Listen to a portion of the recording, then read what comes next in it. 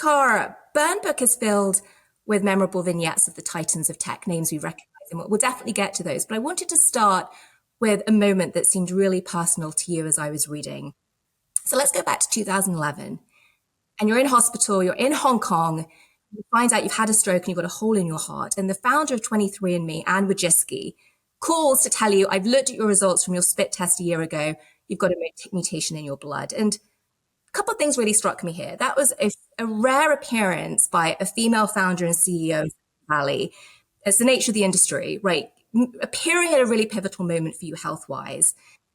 And then shortly after that stroke, you talk about how that really galvanized you to join that rare species of female founder and CEO and start your own business, to leave the Wall Street Journal. You've been a wildly successful tech. Oh, I had left long before that, right. By the way. I had left. What it for me to do is find investments. We had started at the Journal. I hadn't left the Journal, but we had started it as a startup within the Journal. So I had already become a startup founder in a weird way. I think what it caused me to do is what do I need them for? Right. That's and really go out on your own. Do you That's think correct. There's any part, Cara? Was there a moment where you thought, you know what, I've been reporting on these anti-establishment entrepreneurs with this autonomy. Mm-hmm. It's my turn to join the club. Like, was there any sense of what you were reporting on inspiring? No, because I think I covered it that way. But one was Rupert Murdoch's a terrible person. And I didn't want to make any more money for him. Honestly, I was making him tons of money through my events and everything else. And I thought, what a terrible person. Why am I doing this? 2, I wanted to own my own content. I wanted to own what I did. If I made $1 million, I wanted the $1 million or whatever it happened. Or, you can share things and have partners, but what I made, I wanted to eat, essentially. You know what I mean? And so a lot of, I had been a salary person and we'd already been getting, by the way, which irritated Murdoch and the other people before it, which was we got a piece of everything we made, and that drove them crazy. And I'm like, it wouldn't have been made without us. Fuck you. Like, it's mine. And so we can do it on our own. And I was very clear that we could do it on our own. It became increasingly clear over the years. And then when I had my stroke, my dad had died of a cerebral hemorrhage, and I'm very aware of death. I was like, what am I wasting my time with this asshole for? Why don't I just do what I want? And then you get to do what you want too. Like, you can spend the money you want. You can figure out what you want to make. And you don't have to be consulting with people you find incompetent or I don't want to listen to you. I often say that when I'm tired of some business thing, or I often say to people, and I know it may come off as cruel, as I don't want to talk to you anymore. I'm done talking to you. It's enough with you. And so I want to move with people that are more creative, or I want to move in a different direction. And I tend to associate myself with those people. Like Vox Media is a great place because I have an idea and they're like, let's hear it. Like, let's do it. So what are you associating yourself with next, Cara? You're hosting 2 fantastic podcasts. You've written your book. You're out there. You've got a platform. You're not doing day-to-day reporting anymore. No, and that was many years ago. I stopped doing beat reporting. So what's next? What's the challenge? I am doing reporting every day. I talk to dozens of people every day. So I know probably more about TikTok than most reporters because I talk to everybody. I just am not doing today, TikTok did this, Congress did this. That's all. But you are wanting to do more, it feels, in sort of activism role, opinion gatherer. No, No, I've always done that. I had a column at the Wall Street Journal back in the 2000s. So, I've had a point of view for a very long time, and all things digital. The first one, and then it became Recode, was built around a point of view. The podcasts were built around a point. It's very clear what my point of view is.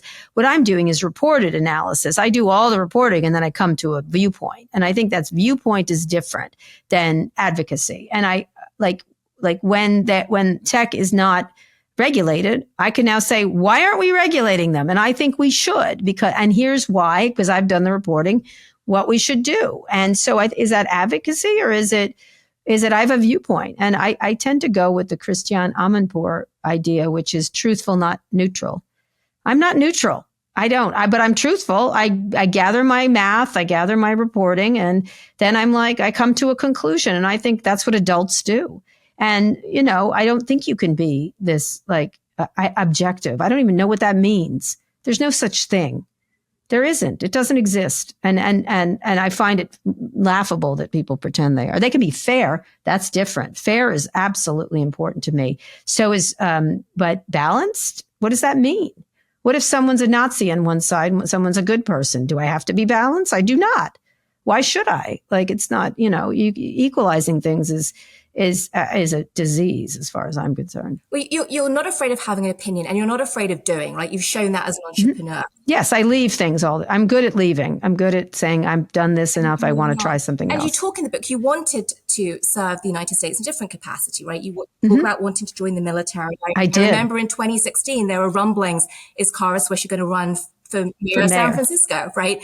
Yeah. So could that be next? What about turning those opinions into joining the regulatory framework through elected office? I've been asked various things, and I feel like I was going to run, and then I had 2 more children instead, which I'm very pleased that I made that choice, which is hard to do. I'm older. Having kids after 50 years old is not the first choice people would make, having 2 more, and I already had 2. So that says something about me in a weird way, I guess. But I thought about joining office, but I thought I have more power here. I have more power. I sat and assessed it. And, the reason is because I heard, you hear a lot of belly aching from citizens about the city in San Francisco, and no one does anything. They just bellyache. And I don't like bellyache. I never been one myself. When I was in newsrooms, if I didn't like it, I left. Like, I don't like that whole trope at newsrooms where they complain about the boss. I'm like, then go.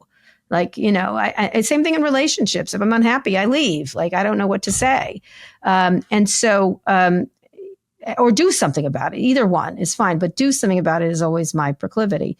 And so I'm a kind of a solutions-based person. And I just think I have more impact, like, I'll give you an example. I'm not name dropping, but I had dinner with Nancy Pelosi last night. And I'm like, here's the situation with TikTok that I know. Let me hear what you think.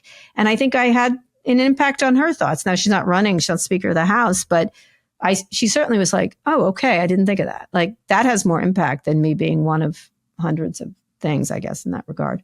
So mayors are cool, though. Mayors can be not in San Francisco. The stupid city council gets to mouth off too much. I like a powerful mayor myself. All right. Well, we'll see what happens in DC. We'll be watching as that progresses. I don't think DC mayor has even less power. What are you talking about? You're not stupid Congress you have to sit around and listen to what Josh Hawley thinks about you. I don't know. I don't doubt that you might grab a position of little power and maybe probably I will use it. Yes, I probably could. Let's talk a little bit You're about, right. We talked about TikTok. We'll come back to that. But behind TikTok is this bigger subject of China, right? Chinese influence over American eyeballs. And I want to frame that in the context of what you say in the book. Lots of references, Cara, in your book, to the puerile behavior that you saw amongst tech CEOs. You talk about... I like the word puerile. That's a great word. Recycle it. Good word. You call them adults. No, I've used it. I use it. Many people don't. But you're British. It's a good word. The manifestation of that has bled into something interesting too, which is this cult of personality in Silicon Valley. And there's no greater manifestation of that. And you say it so clearly in the book. Mark Zuckerberg can't be fired, I repeat, right? Let's contrast all of that with the stereotype of tech in Asia, which is disciplined, structured, deliberate, no cult of personality. Big personalities like Jack Ma. But he gets disappeared, right? Or he's at risk. He did. So which model wins, Cara? Is it going to be the Silicon Valley of juvenile creativity, maybe a sense of wonder, or is it going to be the tactical, strategic adult Asia?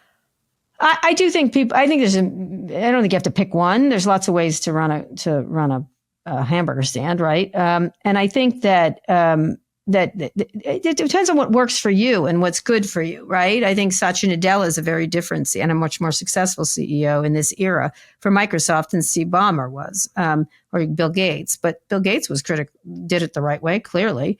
I think it just depends on the company, depends on the culture of the company, depends where we are in the moment, where the growth of the company is.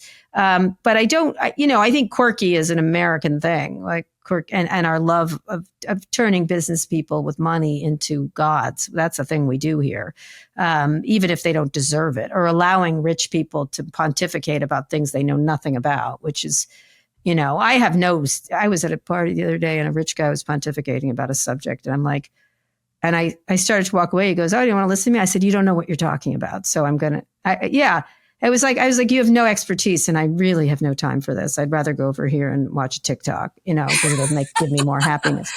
And they were like, well, I have an opinion. I said, you sure do, an ignorant one, but okay, sure.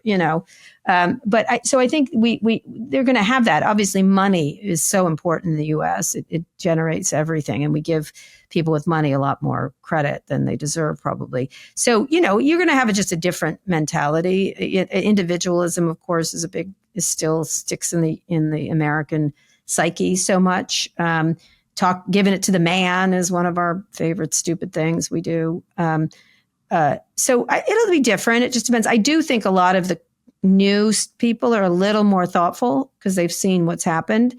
And I think, in fact, Elon Musk is recruiting people not to be an asshole because he's like an ad for an asshole. And so do I want to be that guy? So I think even though he has a lot of fanboys, the really powerful people look at him and think, no, that's not what I want to be. Except for the money. They like the money. Powerful people are also trending more towards using TikTok as a way to consume news. I watched your interview, Cara, with Sam Altman, and there was a moment in it where you were sort of appalled and sort of in wonder that he hadn't watched Succession. He said, I don't really watch TV. I just watch TikTok, which is kind of crazy when you think about the next generation of leaders really moving wholesale. I don't know. Succession was actually a very small show in comparison, right? But it had impact, right? It did have impact. Some things can be very small and have impact. He doesn't like TV. He's one of those people. He's also a vegan. Like he's an interesting character and his choices. I forgot I was eating a shrimp. I'm like, you want a bite? And he's like, I'm a vegan. I've never had, or one of the, maybe he had, or he hasn't had one in years or whatever. It's whatever. It's his trip around the globe. He can do whatever he wants. But I don't think he watches TikTok, but I think he doesn't necessarily get his news. I think TikTok is entertainment. I've always thought that. So I can see that. I don't know what he watches on it. Like he may be interested in sports or, art there's so much on there. It's hard to know what he's looking at. Right. So, but with news, Facebook came out with the announcement that they're going to be pulling the news tab from the Facebook platform starting next month. And there's one thing, it seems to be only one thing. Where? In jurisdictions? That's because everyone's trying to get money from them, US from and UK, local news. starting there. Yeah, because you're trying to pass those laws and the DMA and all those things. Yeah. But you're not part of that. Well, it seems that you and Donald Trump only agree on one thing, and that's this perspective that Facebook is the enemy of the people. No, I don't think they are. I don't. I think he's, as usual, drama queen, another someone who literally can't exist without attention. Would probably die if he didn't get attention. No, I think they're not. I don't think in terms of enemy. I think they're a big capitalist company with no restrictions. I would like there to be some restrictions. I don't consider them villains. I don't consider them evil. As opposed to someone like Donald Trump, which I think I would rank him much higher on that scale if that was the scale we were using.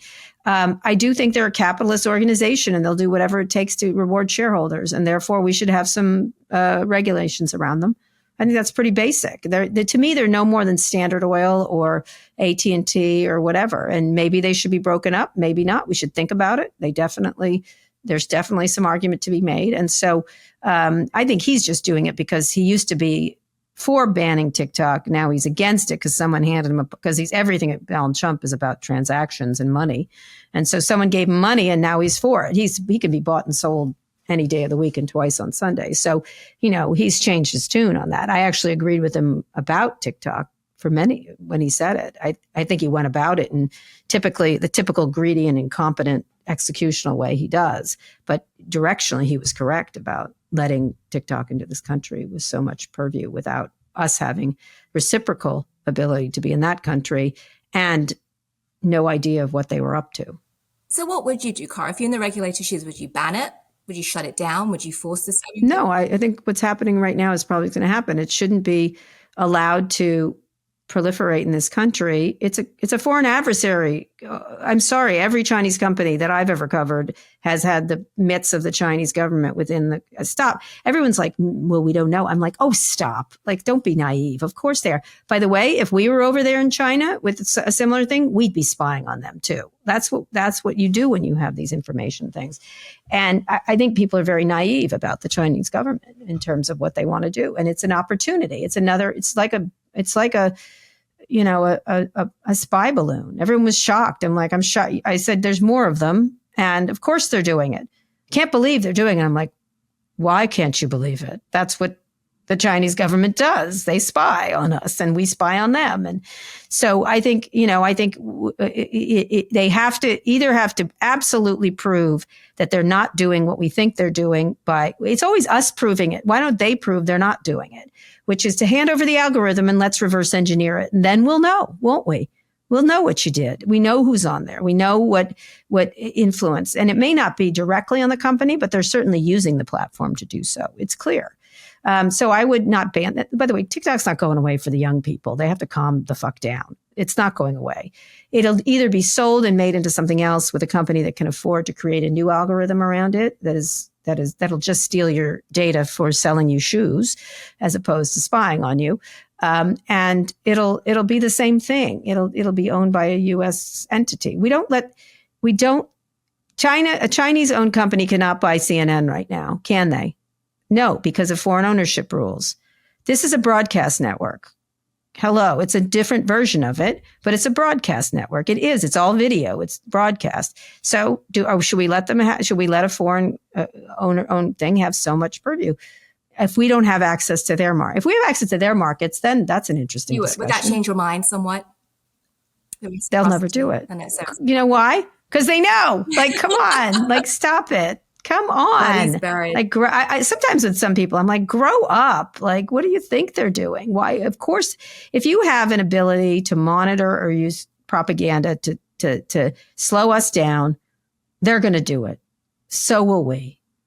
That's what we do. That's what geopolitics is all about. And so, this idea that they're benign is just not true. You can look at their government. They're not benign. It's a surveillance economy for their own citizens. So why wouldn't they? They surveil their citizens. We surveil our citizens, except it's big companies like Facebook and they want to sell us shoes. That's the difference, I suppose. And our government actually had surveilled us too. So. Well, sorry, but it's true. No, well, you talk a lot in the book about propaganda, right? And being a student of governments, a student of how governments rule, how information and misinformation leads to that. And what struck me so much in the book, Cara, is the benefit of being a student of history and taking those learnings and applying them. So I want you to be a history professor with me right now, right? Sure. Look specifically at the state of the industry.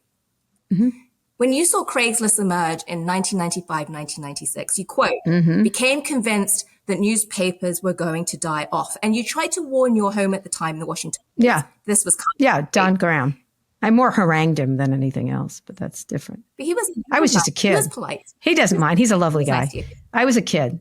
So you're forgiven. So with the benefit of hindsight, you've seen a lot. You've been reporting on the internet for 3 decades, right? Which tech company or sector do you look at now and say, that's it, right? Here's a company, pick one, that's the Craigslist of that industry, you're dead. It's over. Oh, at the time, by the way, I was right. Like, that's the thing. I was right. So, it was going to hurt them. I had covered retail for the Washington Post too. And I was worried about display advertising and the fact that Walmart, which had taken all the business from local retailers who used to advertise in the Post, didn't advertise. That was just easy to look like, oh, they don't advertise. They just killed off all the ones that did. Uh-oh. How's the Washington Post going to pay salaries? Or Craigslist, they're killing off classifieds. That's a huge, and then I look at the number, I'm like, oh, they're not going to have $20 million. They're going to have $2 million. That's a problem. Same thing with free news. I was like, oh, so there's a lot more free news. How are you going to get people to pay for it? It's not that hard. It's not like a lot of this is not particularly hard. Same thing when I predicted 9/11, January 6th. I said, this is what's going to happen. Here's what and I wrote it and I got yelled at by Facebook and Twitter. He's going to lie about he's going to say the election was stolen. He's going to lie about it. He's going to get people radicalized on the issue. And he's going to repeat it over and over again, because that's what you do with propaganda. That's how it's done. It's pretty easy. And then he's going to ask them to do a real thing, which is stop the process. When I wrote that, it was 2019. I was yelled at by both Twitter and Facebook. How dare you? And I said, how dare you be handmaidens to sedition? Because that's what you're going to be. I don't think it's your fault totally, but you're right in there with them. You're the reason you allow this to happen on your platform. You're publishers, and you're allowing toxic waste to run over it. Anti-Semitic, election denial, vaccine denial. You're going to get what you're going to reap. You're going to reap what you sow, essentially. And so today, I think the things I'm worried about is very similar things. Is this AI is turbocharged version of everything that's come before. It is strong. It's called strong AI. We use different artificial general intelligence if we get to it. It will do what we want it to do better, faster, stronger. And it's not that we won't control it. It's that bad people will be here. Bad people will be here to take advantage of it. And they will take it. The same thing I was talking about China. What do you think they're going to do? If you're a bad person, you're going to use it. It's a big, giant gun at the head of society. And so you're going to shoot that gun. And so I think you have to watch out for all the things it could do. At the same time, it has incredible capabilities of making cancer not lethal, drug discovery, education. It's amazing. It's coming up with ideas, good ideas. It has a very good capability of doing that. It also has a very good capability coming up with bad ideas. And some people want the world to burn, and they will use it to do that. And so what I'd like to know is, there was just a story in the New York Times about killer drones, that are sweeping. They're going to use AI, the new, stronger AI, to let them operate on their own. They'll figure it out. One gets shot over here. We're going to do it here. They're going to move like people might, although people would be more crazy. They'd be more like panicked. They're not going to panic. They're going to attack, and they're going to win because they're better, they're faster, they're stronger, they're more logical, and they have more information. So if they don't hate us, by the way, they don't care. It's not. There's putting feelings onto these devices is stupid. Well, not right now. But look, no, they won't. They'll never will. Ever. Never. No. So I'm making this up. If AI is the Craigslist of today, and Craigslist killed the ad industry for the media, for the media industry, what is OpenAI? Is OpenAI going to kill journalism as we know it, or is no? Maybe. No, it's not OpenAI. It's because journalists don't figure out a new business plan and accept the terrain. We're living in this oxygen environment now. Stop breathing so hard. It's just, we always blame everybody else. And I look, it's the news business, right? I've made profits. That's why I get to do what I want, because I make profits. Make profits. Sorry, that's the rule. You have to make profits. Otherwise you get fired. And I know it sounds rough, but it's the truth. Like again, grow up. But you have to figure out. I think journalism serves a massive additive to society. I think government should pay for it. I think taxpayers should pay for it. I think it's part of our democracy. That's not going to happen. It's just not I get it. I think that it's not going to happen. So then what's the next stop? Billionaires, nice billionaires. Well, some are nice. Some, their kids might not be. I don't know. I don't think that's a particularly good plan to rely on the kindness of billionaires, but that's what's happening. Jeff Bezos or Lorraine, nice, by the way, Lorraine Powell Jobs couldn't be a more lovely person. I don't know what her kids are like. They're actually nice, but you know what I mean? Do we have to rely on that? And should it be a charity in that regard? Maybe so. Maybe it should be a charity. Reid Hoffman's, funded E. Jean Carroll's case against Trump. Well, he won. But that's what she had to do. She'd rely on the kindness of a kind billionaire. So I think you have to figure out new methods. There's all these exciting new smaller journalism outfits that are lean and mean. That's what they are. You have to be. The big ones have to be very careful about spending and how they do it. The one that's the biggest is the New York Times, really, if you want to point to one, a media company. But it's not very big. Go look at their revenues. Look at their profits. Not very big. 2.4 billion. I think Facebook made that in a quarter, or not quarter. What am I talking about? And in a week, something. I forget what their revenues. I'd have to look. Billions. Gross discrepancy. But I think, to your point. But they're not going to do journalism. And they have all the money. They control advertising online. But they're not going to pay any of the freight the journalism costs because they're not interested in it. It's not their business model. Well, one more history. It is their business. They just don't pay the costs that they just let anything. They use anything as content, including lies and pernicious lies and toxic waste.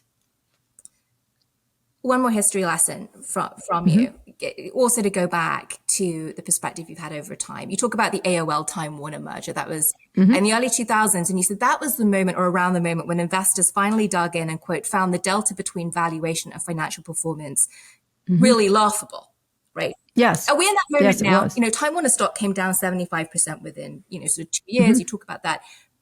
Are we seeing that? Do you think, is your gut, you've seen this a lot, is your gut? I think that merger, Gerald Levin, and one of the engineers of it, and Steve Case, who I was with last night, was another engineer of it. I think directionally it was correct. That would have been great if technology could have married with media and media could have gotten good at technology. You wouldn't see a Google quite so strong, right? You wouldn't have that. It was just badly done is what it was.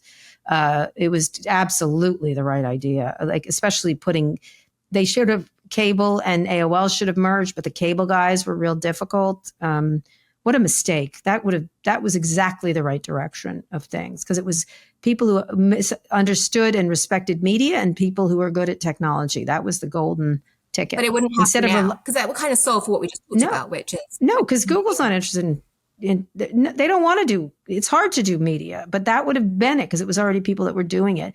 The disrespect for technology, and then pretending it was a tool when it was in fact, they were here to take your media. That's what they're doing. They're here to eat you. I kept saying they're here to eat you. They're like, they're here to help us. I'm like, they're not here to help you. They're here to eat you. Shh, walk out of the room. Go get yourself some technologies. But they didn't have the money to do it anymore, and they didn't have the fake stock, in order to hand it over to people. So that was one of the big problems, is the finances work. Again, when the math doesn't work, the math doesn't work. But I'm sorry, your question was, what do I take from it? That moment now. Are we in a bubble now? Are we in the bubble now? No, I don't think OpenAI is going to kill journalism. It's going to provide tools to make everything more efficient, not just journalism. So everything, law, not a bubble. Doctrine, everything. It's also going to provide tools to make things better, like more information in a more digestible way, a smarter way, a faster way. You make better decisions when you have better information. So some of it's going to be bad information, but a lot of it's going to be good information. So that's good, but that means less jobs. That means, okay, then what's the next job? I don't know. But everything's going to be transformed. It's like the internet. What would you have said? What's the internet going to do when it first started? I knew when I downloaded that book, I was like, it's over. It's game friggin' over for a lot of companies. When I saw those at Craigslist, I was like, game over, or something else, or someone's got to change their math right away. And the first line of the book pretty much says it all. It was capitalism after all. That's what's happening here. This is capitalism. Welcome to the capitalist society. And it does not love you. It will let you do well, but it does not love you. It does not care if you live or die. It doesn't have morals. It doesn't have, it just wants to make money. And that's where we are. Final thought though, lighter note.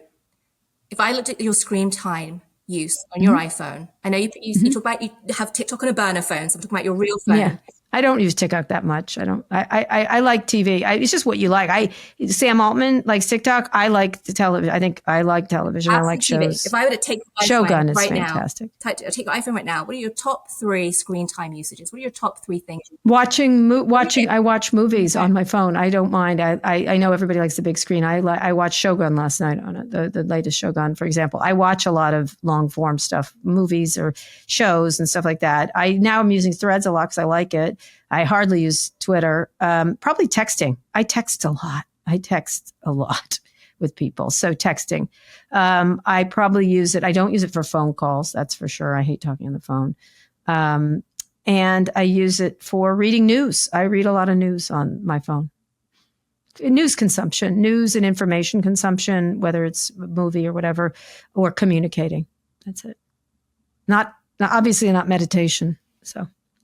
And texting my kids and stuff like that. So, sharing pictures, things. Communication, what it was made communication at the beginning. Yeah. Tara Swisher, thank you so much for joining everyone. Thank you so much. What a great job. Thank you. Thank you for joining.